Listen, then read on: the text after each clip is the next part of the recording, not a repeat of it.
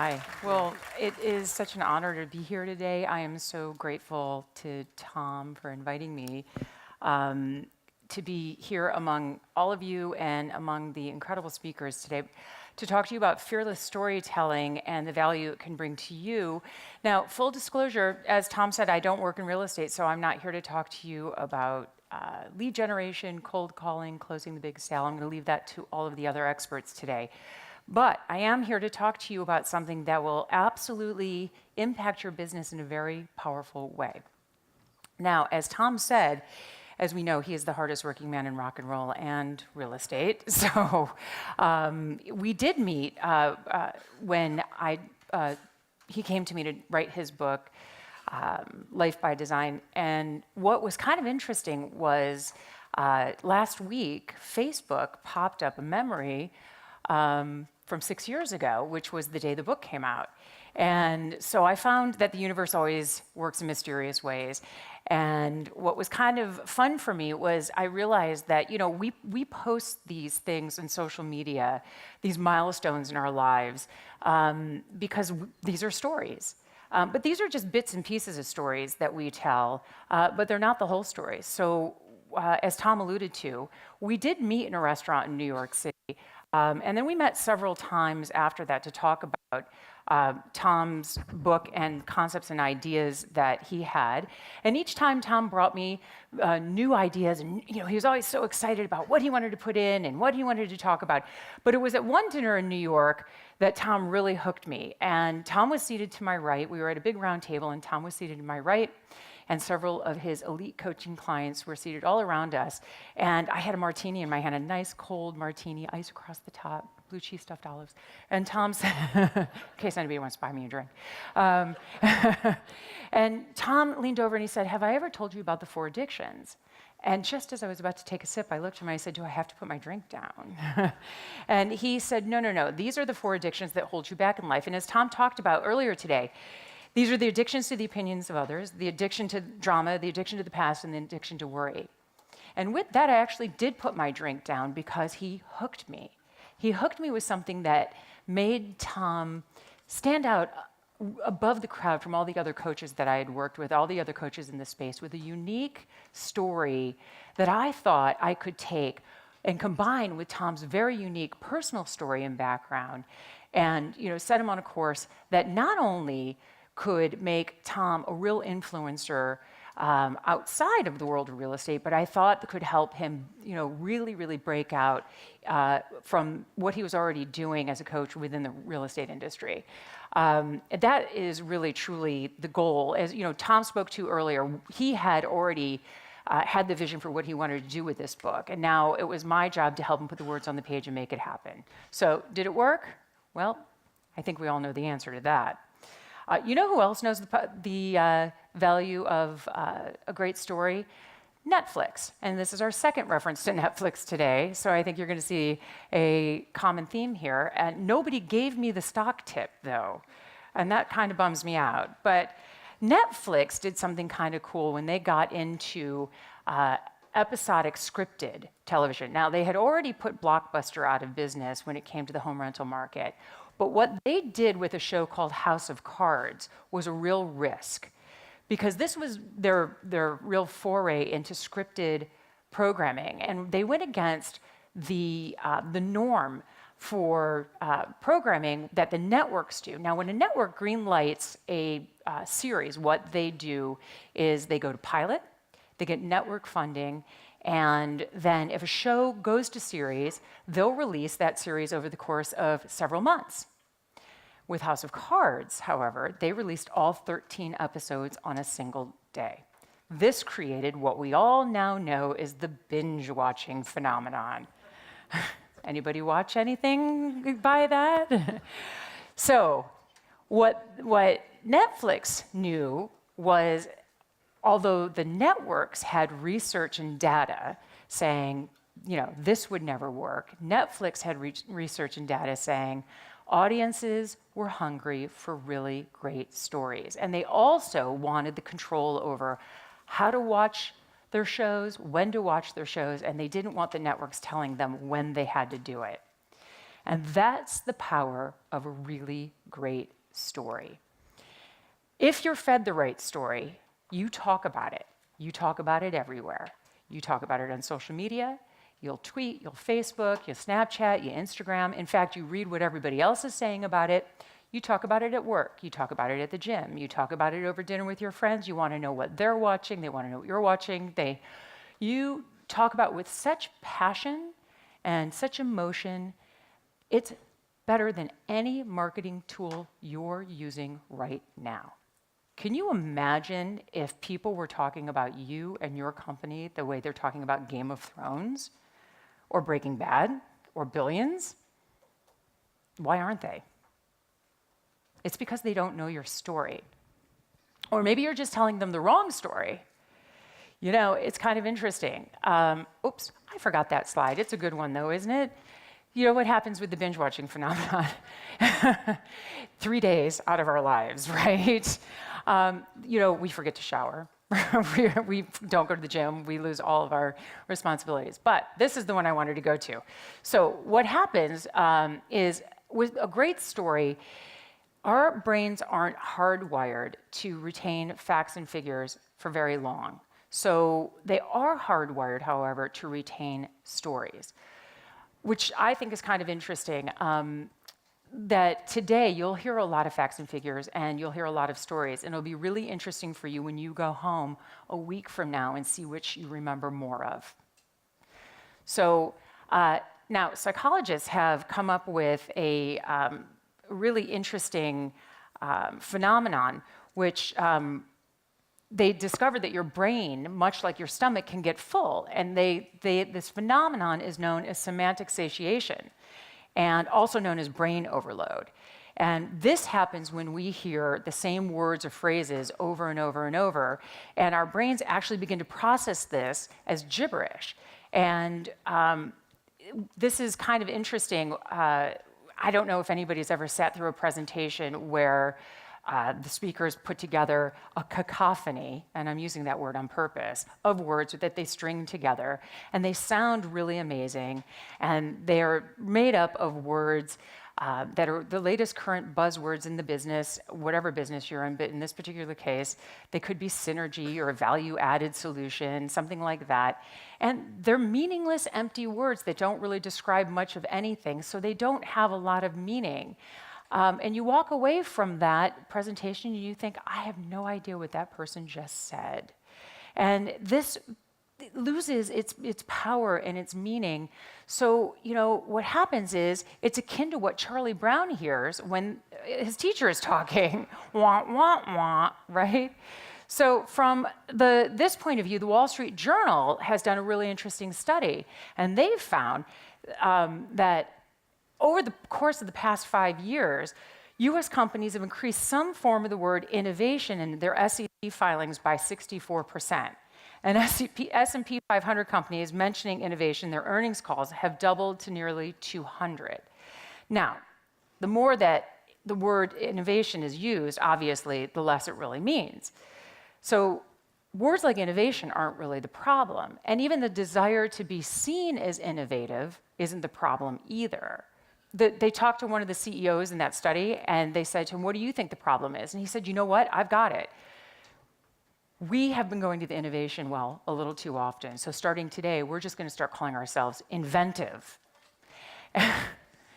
You know what? He totally missed the point. The point isn't using better adjectives. The point is better storytelling, fearless storytelling. So from my point of view, when you miss the point about that, you miss the bigger picture to connect with people, and the understanding that stories are fundamental to how we think about the world, but more so how we see ourselves and how others see us. Stories, they've been around since the beginning of time, right? Before we were even talking, cavemen were drawing pictures on caves, and that was a form of storytelling. And we tell stories in the Bible, in the Torah, in the Quran, and those are some of the greatest stories ever told. It's how mom and dad taught us how to read. It's how we learned in school. And connected around the campfire. And even today, I think that your takeaways will be through the stories that you hear. Now, stories, they come in all shapes and sizes. They can be short or long, but to be truly effective, they need to have three elements. They need to be irresistible, believable, and unforgettable. Now, think about the first time that you saw the movie E.T. Think about when you saw Star Wars. Or think about when Steve Jobs returned to Apple, the very company that he was fired from and founded. You know, these are stories that we love because we connect. And within the formula of being irresistible, believable, and unforgettable, the content of the story should convey some sort of drama or conflict that gets resolved, but they have to be about real people in real life situations and that resolution. And the more authentic and realistic you can recreate that story, the more people will connect with you because they see themselves in that story. Their mind, their imagination, and even their physical body engages with every word you're speaking. Now, to me, the most memorable stories are the ones that we can't stop thinking about because something is tapped deep inside of you on an emotional level, and it changes the way we think and feel. And while the notion of tapping into our emotions and feelings might feel awkward at first, especially when we're talking about business, there's great power in sharing, yes, our successes, but also our challenging times we've met along the way. Now, I know for some of you, there might be a little hesitation in sharing a story about your company or a situation that includes some kind of drama or conflict. But I'm not suggesting that you air your dirty laundry. What I am saying is put forth your corporate DNA. This is the story of who you are, what you stand for, and how you want others to see you. You know, Coldwell Banker, their mission has been the same as it was when they were founded over 100 years ago, to ethically and honestly serve their clients so they can achieve their dream home. And when you think about it, what better way is there for you to connect with your clients when they're making the single largest emotional and financial decision of their lives, whether they're buying their first home, or they're downsizing when they become empty nesters, or they're buying that vacation home they've always dreamed of.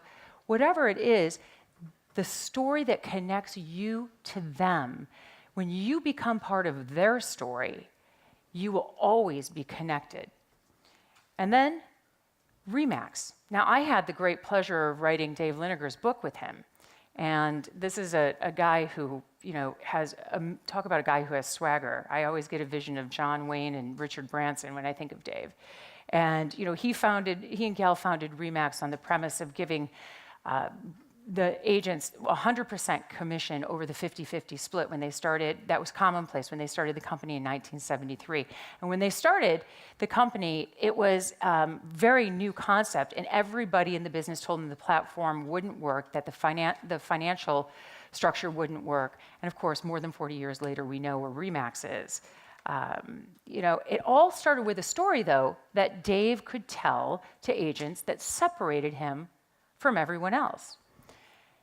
As a best-selling author, it's my job to take someone's story and make it stand out among the millions of other authors out there, because I want you to read their book over everybody else's. This makes my job and my world hyper-competitive. And of course, if you don't believe me, when was the last time you walked through a Barnes & Noble? Companies can't be all things to all people. So, what is it that makes your company special? Is it that cool new app you guys have? Is it that new product? Is it your commission structure? Or is it the people? Is it the leadership? Is it the culture? Answering this question is the first step in creating your signature story. And your signature story is the story that you tell that takes your audience where you want them to go. Now, I do have 3 questions that I want to ask you. And as Tom says, I want you to write these down. These are 3 vital questions. The first one, how would you describe your company story in 1 or 2 sentences? Number 2, How do you think your agents are describing your company story in 1 or 2 sentences? And number 3, how do you think other brokerages are describing your story in 1 or 2 sentences? There's a gap between how we see ourselves and where we're going and how others see us and where we're going. And stories, they're the great leveler in life. And therefore, I think they're the best way to close that gap. You know, it's really important to remember, and I think Tom talked a little bit about this earlier, when we talk to people, and it's important, your company story isn't really about you. When you're relating to people, so often we talk in the I or the we, the first or the third person. And I think people really forget about the very valuable second person, you. So when you think about this for a second, when you're talking to recruits, so often I think you talk about, we're doing this, or I'm the top producer, or, our clients love us because, or our agents, love working here because, but what they forget is talking to the recruit this way and saying, you'll love working with us, or you will become a top producer. And this little change in perspective helps people feel like they matter. It helps them feel acknowledged, and it helps them feel like you care about their needs. And if someone feels acknowledged by you, they're so much more eager to please and perform. I had the opportunity to work with Oprah on a couple of different occasions, and she's somebody who understands the great value and gift of telling a great story, but she also was a great gatherer of life stories over the years. And when she left her daytime talk show, she said that the one thing that all of her guests, politicians to housewives, shared in common was that they all had the need to be acknowledged. They all had the need to have their story heard. I find that very interesting and very relevant. Now, if you haven't crafted your signature story yet, or yours just needs a reboot, because I know there were about 3 people in the room who said they had a great story. So I have 3 rules for you to follow. Fearless storytelling rule number 1, know your message before you start, okay? You work backwards from this. So if you know the message that you want to start with, have that message and work backwards. Make your hero irresistible. This is the irresistible part of your story. The hero can be you, your company, somebody within your company. It can be, something great that happened within your company. And then you have to make an emotional connection. People have to be able to connect with the elements of the story. Fearless storytelling rule number 2, share what you know. You have to draw from your own experiences. I did a book with John Maxwell last year, and John had written 74 books before he and I connected, and John was stuck. And it was extraordinary because suddenly the teacher became the student. And this was an extraordinary experience for me to be allowed access into his world in the way that I did. And so what John needed was to dig deep and talk about John for a change. And I don't know if anybody reads John Maxwell here, but I'm assuming many of you probably do. And John, this was the most personal book that John had ever written. But John had never really talked about John's personal life. So it was my job to draw that out in him and have him talk about his own experiences and not talk about other people, quoting other people. And this was a challenge, but once we broke through, the material became so authentic and so real. And he connected with his reader on a whole different level by doing that. Now, when you tell a believable story, it's grounded in reality. Everybody knows when you're basically when you're bullshitting them, right? So especially in your field. So make sure your story is grounded in reality. Everybody knows if you sold the house for $1.2 million, if you tell them you sold it for $1.6 million, they could basically look it up. So make sure the story is grounded in reality. But when you tell the story, it's vivid. Recreate the details. Take us there, take us on the journey. That's the idea. And the third point here, and I can't stress this one enough, own your flaws, own your story. Because if you don't, you're giving somebody else the opportunity to do it. And usually it'll be your competition, and they will put a spin on it that's never in your favor. So make sure that third point, own your story, flaws and all. Tell it all, baby, because in this world that we live in this digital world, we can Google anything. So when you are putting the story out there, make sure you own it. Fearless storytelling rule number 3, more show, less tell. I love this one. When we go to the movies, when we read a great novel, when we're binge watching anything on Netflix, the reason why we do it is we want to be transported. We want to be taken somewhere. We want to see, smell, hear, taste. We want all the details, right? Our senses need to be drawn in. That's what I mean by more show, less tell. People want to see themselves in what you're sharing, but they also want to go on the ride. So that is the idea in the more vivid detail you can get. That time you didn't think that you were going to close the sale, the time you didn't think you were going to sell out the building, the time you didn't think you were going to close the funding, the time you didn't think the capital raise was going to happen. Whatever the story is, you were recruiting this top producer and they totally bailed on you. Any story, detail. Allow people to know why you're telling them the story. Allow people to understand the purpose of the story. We've all been there where somebody's telling a story and you're like, I have no idea why they're telling me this story, right? But you nod your head and you're like, oh, that's a good story. I have a 7-year-old who the worst thing that she does to me is I tell her a story and she goes, great story, Mom, and walks away, right? Like that's the worst. So, and then you have to resolve the conflict with a clear solution. So I have a buddy who's in the real estate business on the East Coast, and he recruited a top producer from a rival firm. And what set his firm apart from all the other firms in his area was he was known for his tremendous leadership. He had 1,000 agents working under him, and he made a lot of emotional promises to bring her over. And, and he was known to be a man of his word, very authentic. He also understood that in all businesses, but particularly in real estate, he had to create a sticky environment because, he felt like real estate is a lot like church. There was nothing that was keeping agents in his office. So he had to create that sticky environment to want to keep his agents in that environment. So he did a lot to keep his agents happy. This producer comes over, and within a month and a half of hiring her, this very bizarre situation happened. She had a buyer who put $15,000 down in earnest money on a home, and the agent who represented the seller had taken the $15,000 from her buyer and 3 other buyers and cashed all the checks and sent the money to one of those African scams. Now, this was a very experienced agent, and so she was mortified because she had never had anything like this happen. Here she was in a new company, and so my friend stepped in and he said, look, I've got this.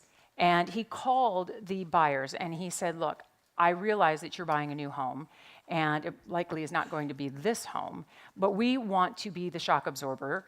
We are going to take care of this. I'm sending you a check for $15,000, and I want you to know it had nothing to do with the agent that you're working with, and it didn't have anything to do with our firm either. This is one of those crazy situations in the thousands of home transactions that we've been a part of over the years. We've never seen anything like it, but we want you to get on your way right away with your, home search, and no harm, no foul on our end. We got you covered. Now, in the process of doing that, he showed this agent that he was a man of his word. He stood behind her. He took care of the agent. He took care of the client.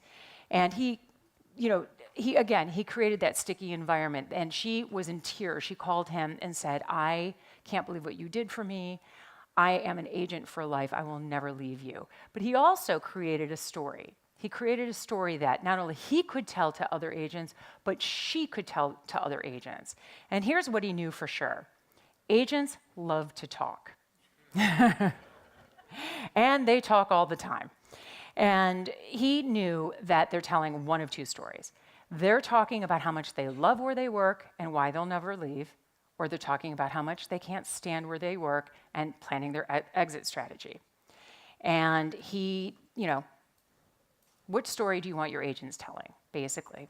So from that point of view, the more you can give concrete stories like this to your agents, the more they'll see them, or to agents you're trying to recruit, the more they'll see themselves and working with you, for you, and the more productive they'll be, and the more they'll want to produce for you, the more they'll see themselves in what you're sharing. That's an example of more show, less tell. Okay? So, don't be afraid to share the bumps in the road. I mean, this was one of those stories, because something always goes wrong. That, to me, is what makes life really interesting. Obstacles will always present as opportunities to talk about how you handle the tough times. It's not easy, but a strong leader always acknowledges the highs and the lows. You guys will not see this one coming, because let's talk about my buddy, Jerry Springer. Jerry was one of my very favorite clients, and Jerry was a guy who never, ever shied away from controversy, and controversy seemed to follow this guy wherever he went. Like that time that Jerry got caught up in it was a health club in northern Kentucky that got shut down for acts of prostitution. Jerry, it was 1974, and Jerry was on the city council in Cincinnati, and he had frequented that health club for massages. And worse, he had paid for those massages with a check. Well, Jerry knew that this was going to catch up with him, so he resigned from the city council immediately.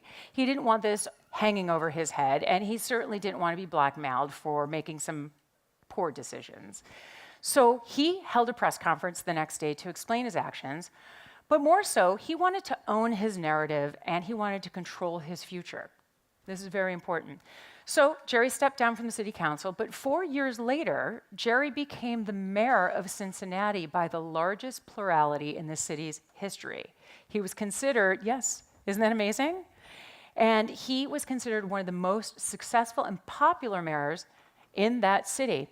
I'm not suggesting what Jerry did was right by any means, but it was only after his mea culpa that Jerry went on to find many happy endings, because he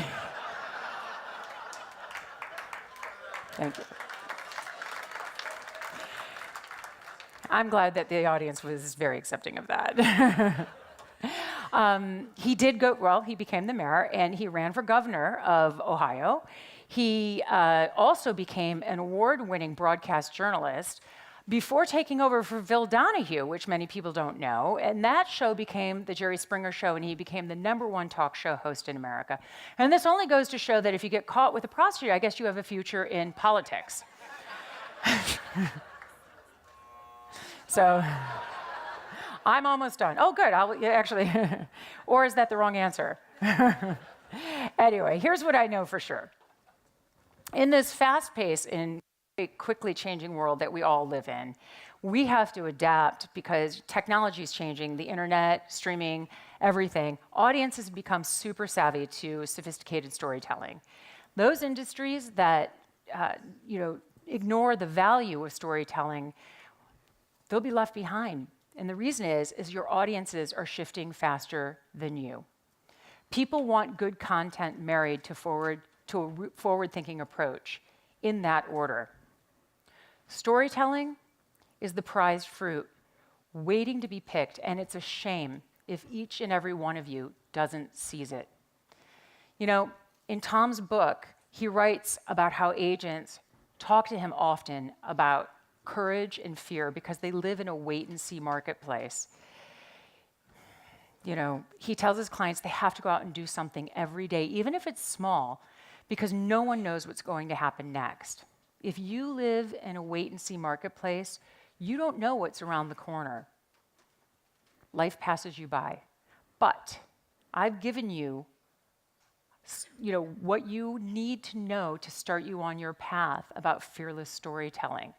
And now that you know, what's your story?